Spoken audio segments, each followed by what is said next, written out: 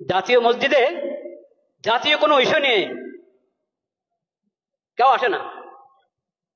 জাতীয় মসজিদ, কিন্তু জাতীয় কোনো ইস্যু নিয়ে এখানে কোরআন সুন্নাহর আলোকে, শরীয়তের আলোকে এই বিষয়ে আমাদেরকে গাইড দেন, এই কথা বলার জন্য এখানে কেউ আসে না।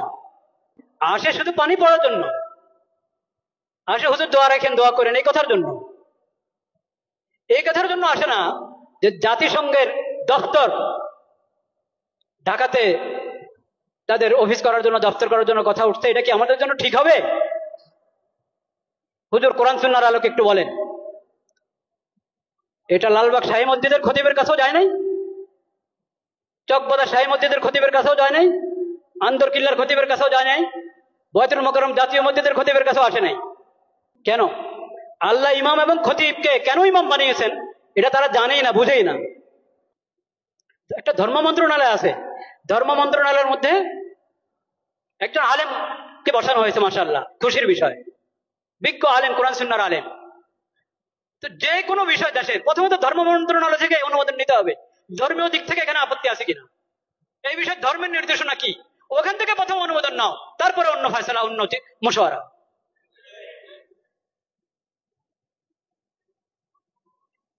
লজ্জা মরে যাওয়া উচিত বাংলাদেশিদের, যে তাদের কাছে কোরআন হাদিস থাকতে, নবীজির সিরত থাকতে, তাদেরকে মানবতা শিখাতে আসছে পশ্চিম দেশ থেকে। লজ্জা মরে যাওয়া উচিত।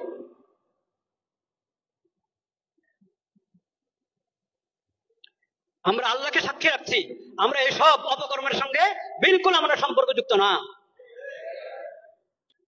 আল্লাহ সাক্ষী, আমরা এই ধরনের সমস্ত কর্মকাণ্ড থেকে সম্পর্কহীন। কাকে এখানে পাঠাবে জাতিসংঘের পক্ষ থেকে? আবাসিক সমন্বয়কারী। ওই আবাসিক সমন্বয়কারী কি জানেন? সমকামী। বলেন নাউজুবিল্লাহ।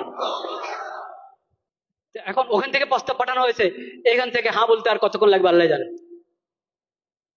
যদি বিবেক থাকে, যদি বর্তমান সরকার ভালোই তো করছিল, অনেক কাজ তো ভালোই করছিল, সুন্দর করছিল, এই শেষ সময় যদি নিজের ইজ্জত রেখে যেতে চায়, তাহলে তাদেরকে এই দপ্তর এর ফয়সালা উদ্রহ করতে হবে, এবং এই ধরনের এই বিকৃত মস্তিষ্ক লোকদেরকে, বেহায়া বেলাদা লোকদেরকে এই দেশে আসার অনুমতি দেওয়া থেকে বিরত থাকতে হবে। শেষ সময় নির্বাচনের ঘোষণা করে এখন নিজের ইজ্জত নষ্ট করবেন আপনারা? এইসব হারাম কাজ অন্তর্বর্তীকালীন সরকার করক তাও হারাম, নির্বাচিত সরকার করক তাও হারাম, যেই করক এসব কাজ হারাম। ঈমান রক্ষা করো,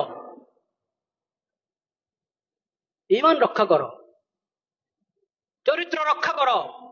ঈমান বিনষ্টকারী, চরিত্র বিনষ্টকারী, আখলাক বিনষ্টকারী কোনো কিছুর অনুমোদন এই দেশে চলতে পারে না। এটা তাওহীদের জমিন। আল্লাহ তাআলা হেফাজত করেন।